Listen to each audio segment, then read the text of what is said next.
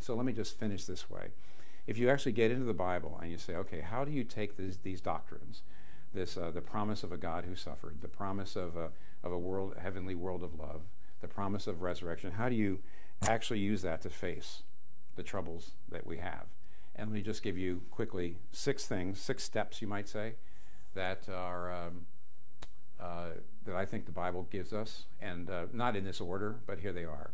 And I'll pair them. First of all, you should weep but trust. You should weep but trust. One of the most important things about the book of Job is you see Job never turning away from God. And yet the emotional realism is amazing. Just read that book. He's questioning, why did you ever let me be born? He says, I don't understand what's going on. There's an emotional realism. But in the end, he stays faithful. And because he says, in the end, of course, there has to be a God. Otherwise, there's nobody to be mad at. Of course, there has to be a God. Otherwise, there's no right and wrong. Of course, there has to be a God. Or, who's to define evil, for goodness sakes? And yet, at the same time, there's this emotional realism. I guess what I mean by that is a lot of people say, well, if you trust God, then you don't have to, you shouldn't be too upset. And the answer of the Bible is, oh, no, no, no, no. You trust God, and yet you can be really upset. Jesus Christ said, thy will be done, but he was crying out on the cross. So you weep, but you trust. Secondly, you pray, but you think. Now, when I say pray, here's what's most interesting about the book of Job. Years ago, I remember reading this book for the first time and finding it very difficult to understand. Job seemed to be complaining the whole book. He seems to be questioning God the whole book. Well, I don't mean seems. He is. He's questioning God. He says, why are you doing this to me? Why are you allowing this suffering in my life? Why is all this happening to me? And at the end, God shows up, and he actually says, Job, you have done well. I remember thinking, wait a minute, why would God say that? And I had an Old Testament professor who was teaching the book of Job, and he says, yes, Job was crying out. He was yelling. He was screaming. He was chewing on the rug. But he was doing it to God. He never stopped praying. All that complaining was in front of God. And so pray, no matter how bad you feel, but think. And what you see in Job is he's struggling, because there's places where he says, I don't know why God's doing this, but after you've tested me, I will come forth as gold. And there's other places where he said, but I know my Redeemer lives, and on the last day he will stand on the earth. He goes back and forth. He's thinking, he's remembering, he's wrestling, but he's also praying.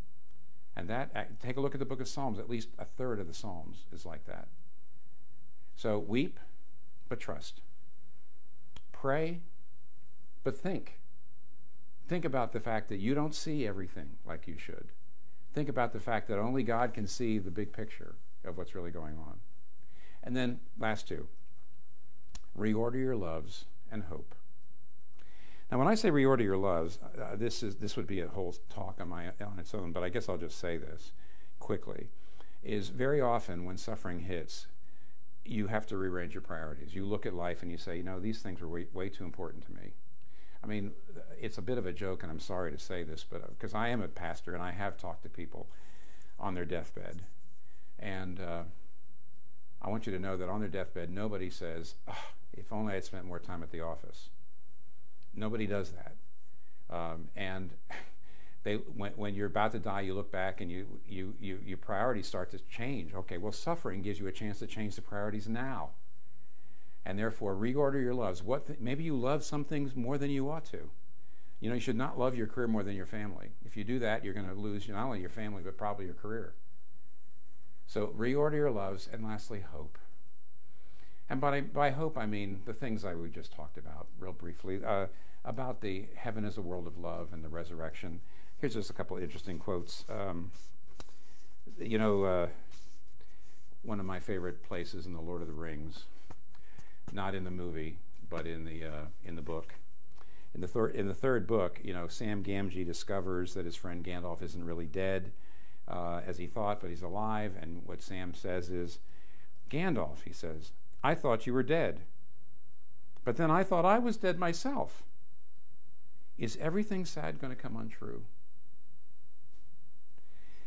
And you know, to some degree, I'm saying this carefully, and I'd have to qualify it, but if you believe in the resurrection, yeah, everything sad is going to come untrue. Or put it this way, that the world that we longed for, that we were designed for, will eventually be more infinitely glorious for all of the suffering and for all of the evil once it's restored.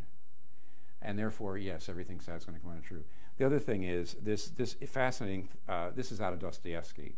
There's a place where one of the Karamazov brothers says this, and I'll close with this.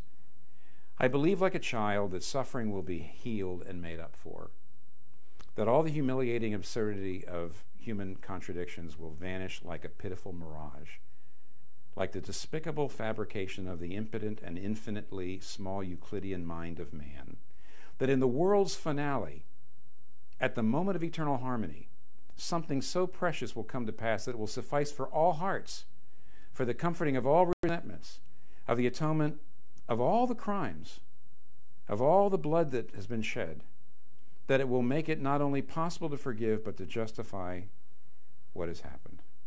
That's the ultimate defeat of suffering. And I believe as a Christian, that is what's being offered to me, and I think that's what Christianity offers to you.